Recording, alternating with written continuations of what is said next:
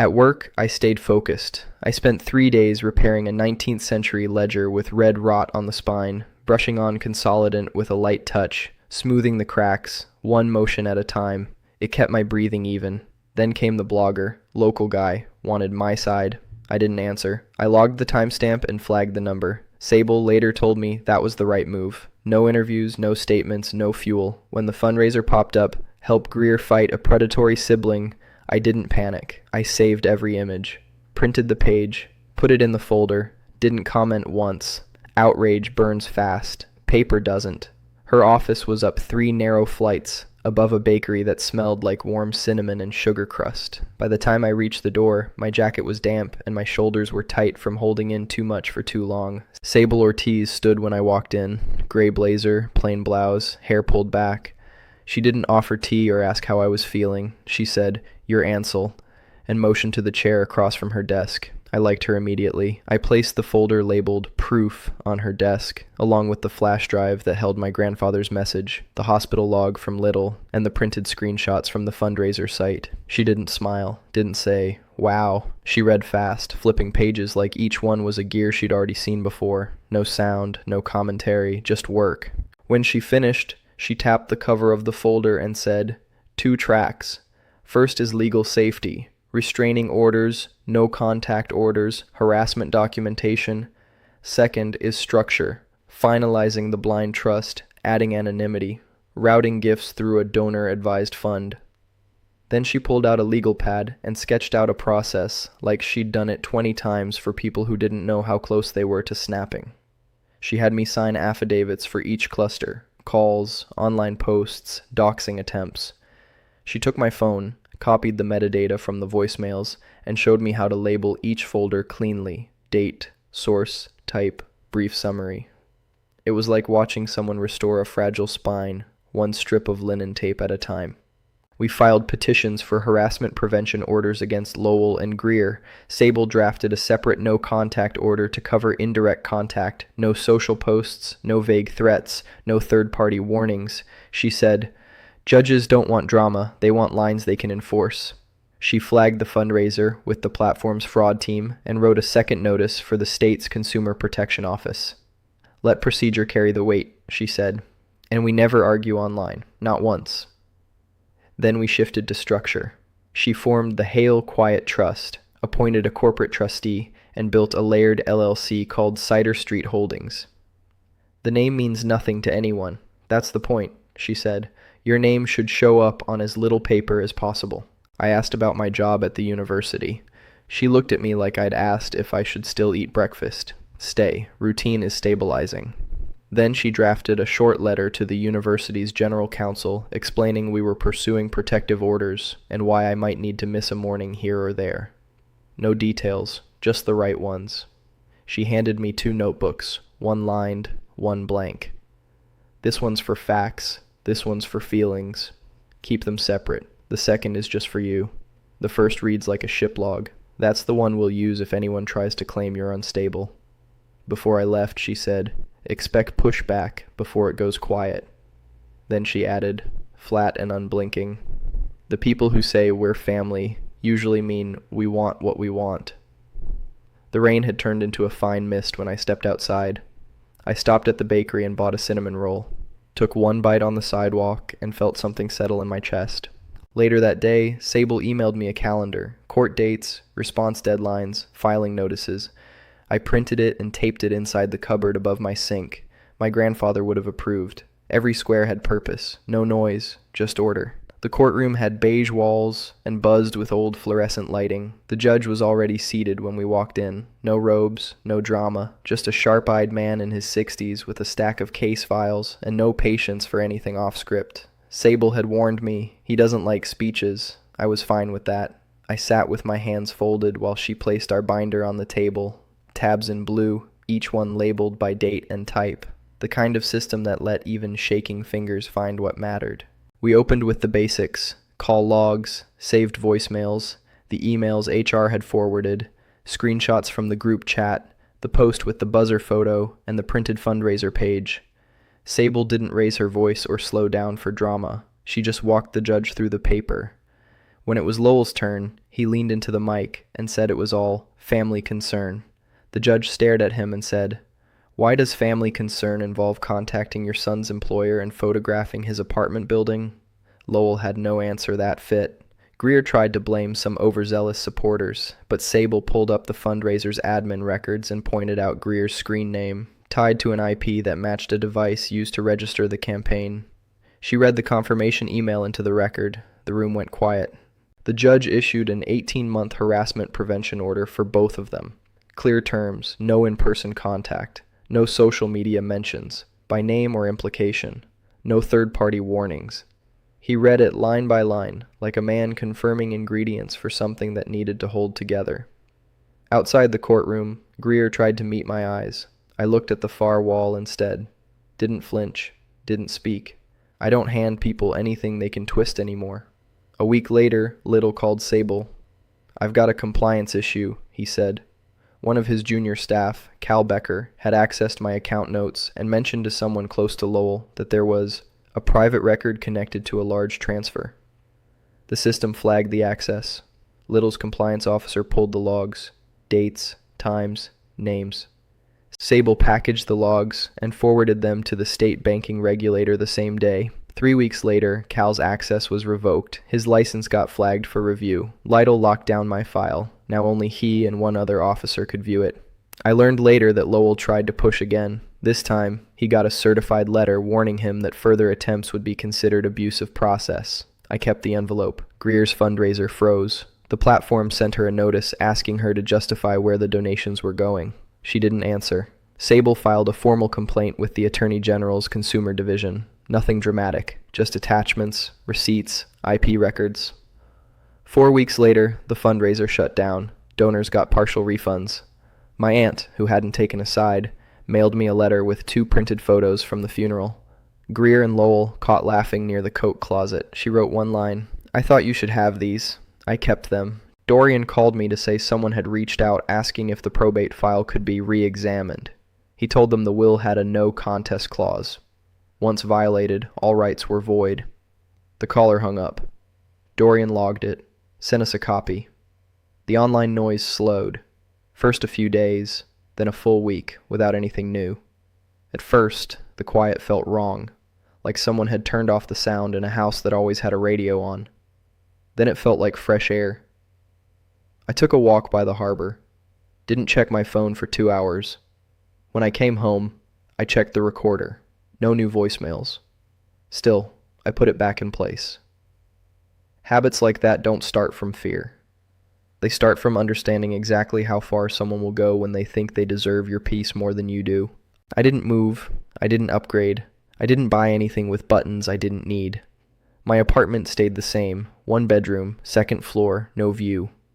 The coffee maker on the counter was the same one I'd had since graduate school. What changed wasn't outside. It was how quiet felt inside. Most mornings started early, not because I had to, but because it's the only time of day phones stay silent by nature. I'd make a cup, feed the cat I didn't name until year 3, and check the grant distribution log for the Hail Quiet Trust. Dividends rolled into Cider Street Holdings every quarter. Steady, predictable, clean. We routed donations through a donor-advised fund. Legal clinics, mostly small organizations that help people file for restraining orders. My name wasn't on anything. That wasn't secrecy. It was peace. One Saturday a month, I volunteered at a local youth workshop that taught book repair to teenagers. We didn't talk about family or futures. We talked about glue viscosity, page weight, and how to bind without warping the spine. It wasn't charity. It was shared quiet with kids who liked the feel of paper older than they were. About a year and a half after court, a caseworker who lived 2 doors down stopped me in the hall and asked if I'd ever considered adoption. I told her I had, since college actually. She said there was a baby girl who needed a permanent home. Her name was Wren. I met Wren in a room with pale yellow walls and a clock that ticked louder than it should have. She was 9 months old, soft round cheeks, wide dark eyes that held on when they found your face. I picked her up and nothing exploded inside me. It just clicked. Like a book closing after the last page lands right. Sable handled the legal side. She liked forms, timelines, court stamps. I was good at clean shirts, on-time meetings, and answering every home study question with facts and no emotional theater. They asked about my family. I said I was the only one involved. That was enough. When the adoption finalized, I didn't post anything. No announcements, no photos. I framed the decree and tucked it behind a heavy book on early New England shipbuilding. I bought Wren a used wooden rattle, one that wouldn't crack if it hit the floor or her gums. We kept it simple. Walks to the library, naps during light rain, pancakes on Saturday mornings with soft music playing, and no one asking for anything. I set up a 529 plan for her education and opened an IRA for myself. That's how you say we're going to be okay without actually saying it. Every December, the trust sent a restricted use grant to the hospital floor where my grandfather spent his last weeks, designated for nursing staff breaks. I never wrote a note. The line item said enough. For a long time, I didn't hear from Greer or Lowell after the orders expired. No letters, no direct contact, just silence that renewed itself as long as I left it alone. I saw a photo of Greer once in a glossy spread about luxury real estate. She looked successful. I didn't feel much, just air. Wren learned to say book before ball. I don't take credit. The library stroller handled cracked sidewalks better than the park. 4 summers after the orders expired, another fundraiser surfaced. Different platform, cleaner graphics, better lighting in the profile photo. The headline read, "Help a daughter defend our father from a smear campaign." The goal was $82,000 for legal costs. The description wasn't evidence. It was a grievance dressed up as a mission statement. I didn't react emotionally. I bookmarked the page, printed it, and submitted a request for a full data export under the platform's transparency policy. Within days, I received campaign revision history, linked IP addresses, and payout routing details. The funds were directed to a personal checking account under Greer's name. No law firm, no retainer agreement, just a routing number and a story. A neighbor handed me a paper flyer near the farmer's market that weekend. It mentioned my name in a sentence about financial hoarding. I folded it once, slid it into the proof folder, logged the time and location, and texted Sable one word, update. She responded within the hour. A short letter went to the platform citing prior violations. A longer complaint went to the state attorney general's charity fraud unit. She attached payout histories, timestamps, IP logs, and referenced the earlier shutdown. She requested an immediate audit and freeze on disbursements. The payment processor was copied, along with the state banking regulator. Within 2 weeks, the campaign banner changed to under review. The comment section locked. Donors began asking public questions. An account that read like Greer's usual tone blamed a consultant. We didn't reply. We never reply. The Attorney General's office called me for a statement. I kept it simple. I'm not raising funds. I'm not suing anyone. I have court orders. Here's the documentation. I emailed my folder index the same way I'd catalog a first edition ledger. Clean, chronological, easy to follow. Months later, a friend who worked in real estate compliance forwarded me a public notice. Civil settlement reached. Funds returned. Fine issued. No admission of wrongdoing. It wasn't dramatic. It didn't need to be. Around that time, Lytle called and said Cal Becker had lost his appeal regarding the license flag. We run a tight house again, he told me. I believed him. When something squeaks, you don't just oil it, you monitor it. Dorian emailed a memo after someone asked whether my trust could be classified as marital property in the future. He responded in writing that it was structured specifically to prevent attachment. I filed the memo with the rest. A cousin mentioned that Greer was telling a small circle I'd become litigious. I didn't chase it. Rumors starve when ignored. Wren turned 3 that summer. We made pancakes at sunrise and walked to the pier with crackers for the gulls. She laughed when the birds got too bold. That morning beat every courtroom I'd ever stepped into. Quiet victory doesn't trend, it stacks. It sits straight. It doesn't slide when you tap it. I'm older now, well past 55. The kind of age where you keep your reading glasses in 3 places just so you don't lose all of them at once. I still fix spines. I still label boxes. I still walk the long way home if the air feels clean and the world feels quiet enough to hear your own steps. Sometimes people ask if I ever made things right with my family. I tell them this: nothing broke by accident. They liked me quiet when quiet meant compliant, and loud when loud meant defense. But when neither served them anymore, they moved on. People do that when they lose control. They go find a new room to dominate. I don't carry bitterness like luggage. I carry records. There's a difference. I can pull a folder and lay it flat and show exactly what happened without needing to raise my voice. Paper doesn't talk over you. It just sits and waits to be read. Wren is school age now. She loves library days. Loves crawling under the table and sitting cross-legged while I fix a hinge. She watches close, asks easy questions. "Why do you blow on the book?" I tell her. "To move the dust without hurting the page." She nods like that makes perfect sense. We talk about family in our own language. I tell her some people stay, some people visit, some people only show up when there's cake. She always thinks hard about that, then usually says, "We should make pancakes." Every December, I send a grant through the trust to the hospital floor where my grandfather spent his last weeks. It's earmarked for staff breaks and warm coffee. No plaque, no donor wall, just a quiet deposit and a line item that means something to someone tired and on their feet. Once in a while, I walk past Heritage Coastal Credit Union and spot Lytle through the glass. He's older too, shoulders lower, still steady. I tap the window, he taps back. That's all it takes to say, "We held the line when it mattered." My grandfather's letter stays in the same book, an old volume on Rhode Island shipping history that barely gets touched. I take it out once a year, read the line about how money doesn't change people, just unmasks them faster, and I put it back without ceremony. If I let my mind drift back to that will reading, I can still hear Greer's voice. That joke about cab fare. It doesn't sting anymore. It sounds like a door closing behind me while I walk toward the person I finally got to be. The 25 wasn't money. It was a test, a switch, a code. It bought me a room no one else could enter. It bought me a life no one else could touch. It bought me the quiet I didn't know how to ask for. When I tell this story, I give the facts. I let people draw their own lines. But if you want my only opinion, it's this. When someone hands you something small that doesn't make sense, turn it under the light and look again. That's what I did. That's why I sleep fine. That's how I raise my daughter, to notice, to protect her peace, and never confuse noise for truth. Before we wrap up, when family tests your boundaries, do you hold the line? If you have hype, tap it to help this reach more people. Please subscribe, like, and comment. I was 29 when it happened. Sitting in a probate office with too much glass, too much wood, and not enough heat. Everyone else looked comfortable in those stiff-backed chairs, like they belonged there. My name's Ansel. I'm 56 now, still in Newport, still working with books. But I remember every sound in that room like it was this morning. Dorian Knapp, the estate lawyer, adjusted his cuffs like he had a timer going off in his head.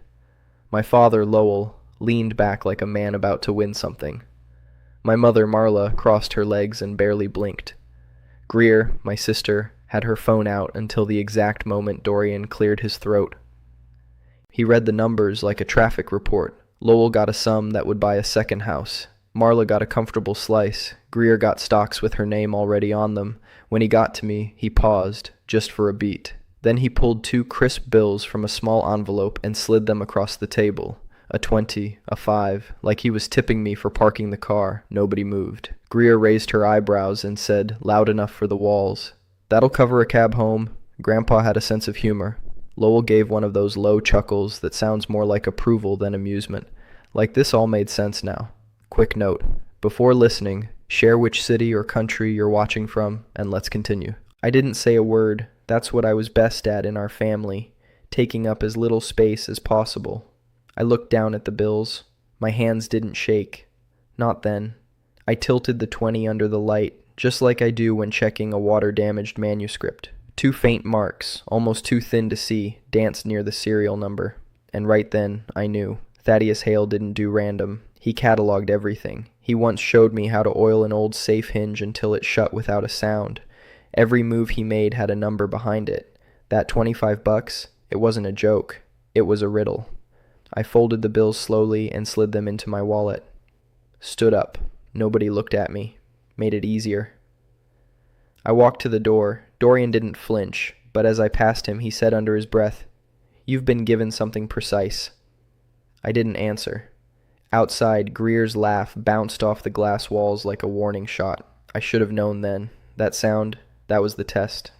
January wind hit like a slap when I stepped outside. I sat in my car, pulled the bills out again. A line under 3 digits on the 20. A tiny angled mark on the 5. I didn't go home. I drove to Heritage Coastal Credit Union, my grandfather's bank. The one he liked because it smelled like real money. I sat in the car for almost 10 minutes, breathing slow, fingers tight on the bills. They felt heavier than paper. I held them the way you hold an old spine that's about to tell you the whole truth.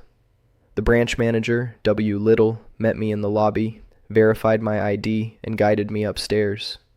The elevator let out a soft ding, and we stepped into a quiet hallway with carpet so thick it swallowed our footsteps. The lights overhead buzzed faintly, not enough to be annoying, just enough to remind you nothing in this place was ever fully silent. Little walked with purpose, not fast, not slow, just like a man following a schedule written years ago and finally coming due. At the end of the hall, he unlocked a small office, no windows, just 2 chairs and a desk that looked original to the building. He didn't sit. Neither did I. He turned toward a wall panel, keyed in a short code, then used a physical key from a chain clipped to his belt. When the drawer popped open, he pulled out a thin folder and a single cream-colored envelope that matched the one from earlier. "I've been holding this for close to 4 years," he said. Mr. Hale filed it under a dormant record. No public linkage. Internal custodial-only status, meaning only I could access it, and only with confirmation. He laid the folder flat and opened it like he was unveiling a blueprint. Inside was a 1-page form, time-stamped, like he'd said, exactly 4 years before the will. The top line read, "Private Safe 815, Custodian W. Lytle, Beneficiary, to be disclosed upon in-person verification." No signature, just a printed line and a system tag. He glanced at me. "That's you, but I still need to finish the process." I handed over my license again. He didn't ask twice. He typed a few lines into his terminal, slow, deliberate keystrokes, and the screen lit up green. He reached back into the drawer and brought out the micro SD card taped to the inside flap of the envelope from earlier. He didn't hand it to me. Not yet. "Mr. Hale wanted you to know this wasn't about exclusion. It was about precision. He said the person who noticed the marks would be the one who deserved what came next. No guessing. No accidents." He walked to a side cabinet, unlocked it, and pulled out a digital recorder with a small display screen and a micro SD slot. It looked standard, not new, not old, just ready. "This has a pre-recorded message on it. I haven't heard it. I was instructed not to." He slid the card into the recorder and set it down on the desk between us. I didn't press play, not yet. He stepped back, gave me space, and said, "There's one more step before you access anything. You need to hear what he left. Then I take you to the vault." I picked up the recorder. My thumb hovered over the button. I could feel the weight of the silence in that room pressing into my back, like a second spine. I hit play. My grandfather's voice came through, a little softer than I remembered, but steady. "If you're hearing this, then you figured it out, Ansel. You always paid attention when no one else thought to." A pause, then. "This isn't a gift. It's a responsibility. What I left isn't for everyone. And the reason is sitting in the chair across from you. That man, Little, he kept the door shut when others would have sold the hinges." The message ran just under 60 seconds, enough to say what needed saying. No filler, no rambling. When it clicked off, Little nodded once and reached into the drawer again. He handed me a second document. "Private ledger confirmation. You're the verified beneficiary. No one else has access. Not through probate, not through the bank, not through the family." Then he turned toward the hallway. "If you're ready, we'll go downstairs." I followed him. My hand was steady on the doorframe. My legs didn't feel heavy anymore. He pressed the elevator button with the back of his knuckle and said, "Mr. Hale believed in legacy, not noise. I assume you're the same." I said, "I'm learning." The elevator opened. We stepped inside. The elevator doors slid shut, and we rode down without speaking. When they opened again, the air felt cooler, heavier, like the building kept its secrets underground. Little led me down a short corridor and stopped at a steel door with a keypad and an old brass keyhole. He entered a code, then turned the key. 2 motions. New system, old habit. Inside, the vault room was smaller than I expected. No drama. Just rows of safety boxes stacked tight against the walls, each one plain and square, like little steel truths waiting to be claimed. Lytle walked straight to one row, counted without looking, and pulled a box labeled 815. He carried it to a narrow table in the center and set it down carefully, the way a doctor places test results in front of a patient. He opened it and stepped back. Inside sat narrow gold bars wrapped in foil, stacked clean and tight. Next to them was a thick folder with 6 company tabs I recognized from business journals I used to skim in the library break room. On top rested 3 sealed envelopes. My knees went soft for a second. I grabbed the back of a chair and held on until my fingers stopped arguing with me. Little spoke low, steady. Liquid and paper together, conservative total was estimated at $37.8 million when he set this up. Not public, not to be mixed with bequests. I stared at my hands instead of the gold. Looking straight at that number made the room feel smaller, like the walls had shifted 2 inches closer. One envelope had my name written in my grandfather's squared, careful handwriting. The second read, Instructions, Trustee Formation. The third said, For the listener. Little reached into a drawer built into the table and handed me a small digital recorder with a micro SD slot. He nodded toward the card from upstairs. I opened the envelope with my name first. The paper was thick, simple, no fancy letterhead. Ansel, if you're reading this, you noticed what other people step over. Money doesn't change character. It just takes the mask off faster. Build a wall around your piece before anyone tries to rent a room inside it. I read it twice, then folded it once and set it down. I slid the micro SD card into the recorder. My grandfather's voice came through thin but steady, like it was traveling a long way on purpose. The 25 is a key, kid, not a prize. Watch who laughs. They'll tell you who they are. Don't argue, don't explain. Use structure, not speeches. The rest is logistics. He talked for about 6 minutes. No rambling, just instructions. 2 attorneys he trusted. Exact phrases to use when setting up blind trusts. A reminder to be polite to Little because, as he put it, he's earned it. Then one line that stuck harder than the rest. If they come at you, you document everything and use the law. Don't wrestle with gossip. When the recording ended, the room felt even quieter. Little slid a manila folder toward me. He asked me to keep this log. Inside were hospital dates, visit lengths, names signed in at the nurse's desk. I saw my own handwriting again and again. My name filled most of the page. I was told to give you this only if you came here with the bills, Little said. He wanted you to see who stood next to him when there was nothing to gain. I swallowed, nodded once, and closed the folder. The second envelope laid out the structure, a blind Delaware trust feeding 2 shell limited liability companies, one for investments, one for philanthropy. The trustee line was blank, except for a note written in pen. Pick someone who sleeps well at night. I looked at Lytle. Can we start the trust formation before I leave? Yes, he said without hesitation. I recommend Sable Ortiz. He left her name in my file. He picked up the phone and dialed from memory. I stood there, gold still in the box, papers stacked in front of me, and realized this wasn't luck. It was design, and I was stepping into it.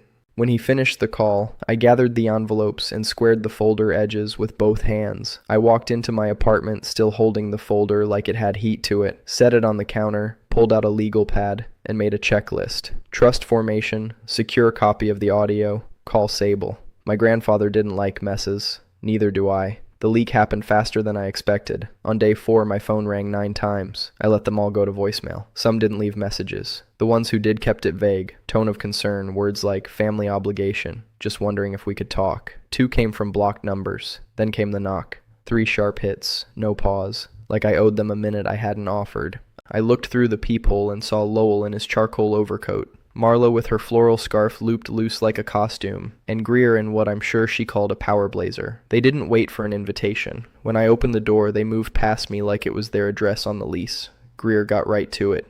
We know about the account. Her smile was tight, eyes cold. Lowell followed with, 30-something million, Ansel. You didn't mention that, like I'd forgotten to pass the salt. I walked past them to the kitchen, opened the folder, and set it on the table like it belonged there more than they did. My hands weren't steady, but they did what they needed to. I said, clear and flat, it's held in a private trust, separate from probate, and it is not open for discussion. Greer snorted. You got 25 for a cab and a scavenger hunt. We got real money. You wouldn't have found it without that bank. She laughed, sharp and quick like she'd scored a point. Lowell stepped in like he was still head of the house. Do the right thing. Split it. Keep the peace. Same voice he used when I was 19 and told him I wanted to switch majors. Same fake calm. Same threat under the surface.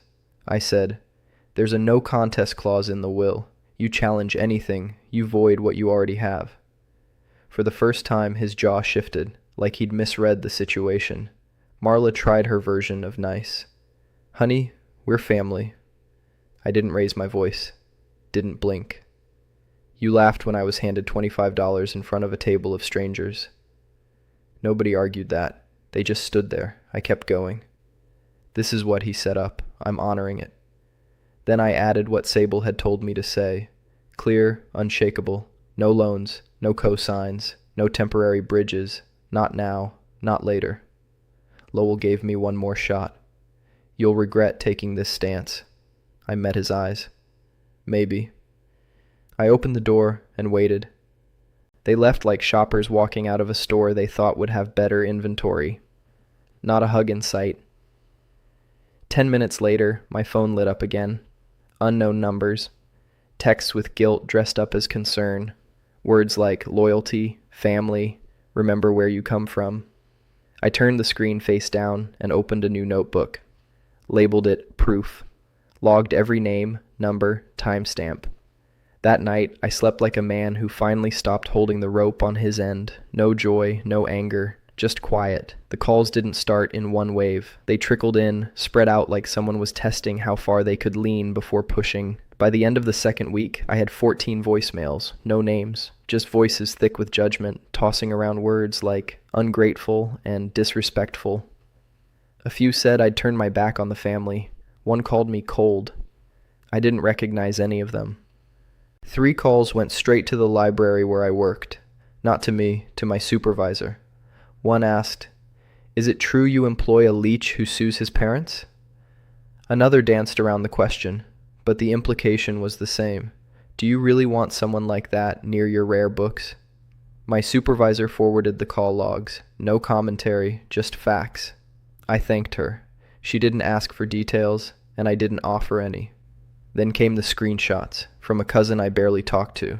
Greer had been posting in a group chat with people we went to high school with. Stuff like, he's hijacked the family legacy, and some people take and never give. Her language was careful but pointed. She knew what played well on Facebook. Victim language, big words with no evidence. The parenting forum hit next. Someone dropped my full work schedule into a thread between PTA flyers and lunchbox recipes. I only found out because a mom whose teenage son volunteers in our conservation room sent me the link and wrote, "This seems wrong." She was right. It was beyond wrong. That same week, the parish bulletin at my parents' church ran a note that said, "Remember compassion when one member harms the whole." No name. Didn't need one. In small towns, implications carry louder than full sentences. 2 messages mentioned the street I live on, just the street name. Then one night, I saw a photo online of the entry buzzer to my building. No caption, no context, just the image. That's when the weight in my chest stopped being anger and turned into strategy. I bought an audio recorder, plugged it into my landline, captured every message, dated and labeled, exported call logs once a week. Every screenshot got saved to 2 encrypted drives, each with mirrored folders, calls, texts, social posts, physical mail. Each file had a date, a short label, and a folder code. It felt more like binding a fragile codex than fighting a battle. The university's HR emailed me. 3 messages from concerned community members, asking if I was the kind of person they wanted on staff. Attached to that email was a short sentence. "We support you. Please let us know if you need time." That line kept me grounded more than I expected. I called Dorian Knapp and asked him for a formal letter outlining the no contest clause in the will. He sent it in under 2 hours, with legal citations and full dates. Later he told me, softly, that he'd heard Greer's voice in the hallway after the will reading, joking about the cab money. I told him I'd already figured that part out. Little called around the same time, said Lowell had come into the credit union and tried to access records. Their logs flagged the attempt. Lytle promised a formal incident report. I told him I'd need it. He said, "Of course,